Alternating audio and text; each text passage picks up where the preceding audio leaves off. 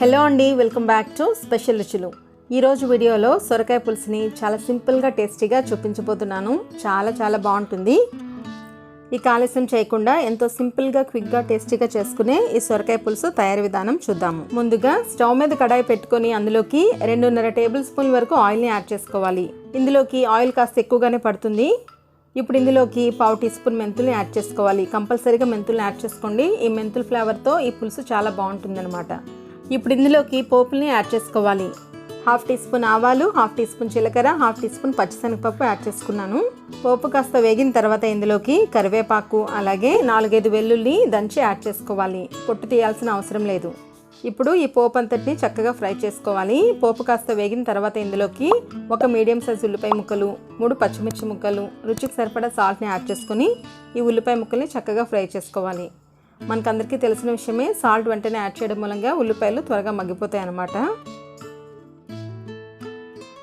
ఉల్లిపాయలు వేగిన తర్వాత ఇందులోకి 1 మీడియం సైజ్ టొమాటో ముక్కల్ని యాడ్ చేసుకోవాలి. యాడ్ చేసుకొని 1 నిమిషం పాటు ఫ్రై చేసుకొని దీనిపైన మూత పెట్టుకొని 2 నిమిషాల పాటు టొమాటోలని మగ్గించుకోవాలి.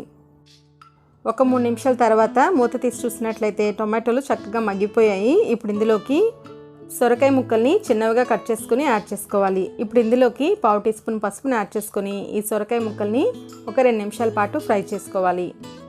సొరకాయని ఈ విధంగా చిన్నగా కట్ చేసుకోవడం మూలంగా త్వరగా ఉడికిపోతుందన్నమాట. ఇప్పుడు దీనిపైన మూత పెట్టుకొని మరొక 5 నిమిషాల పాటు ఈ సొరకాయ ముక్కల్ని కుక్ చేసుకోవాలి.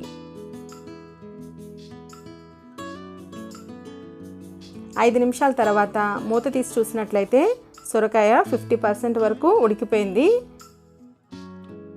ఇప్పుడు ఇందులోకి 2 టీ స్పూన్ల కారం, 1 టీ స్పూన్ ధనియాల పొడి, 1/2 టీ స్పూన్ జీలకర్ర పొడి యాడ్ చేసుకొని ఇదంతా కూడా బాగా కలుపుకోవాలి. మళ్ళీ దీనిపైన మూత పెట్టుకొని మరొక 5 నిమిషాల పాటు కుక్ చేసుకోవాలి.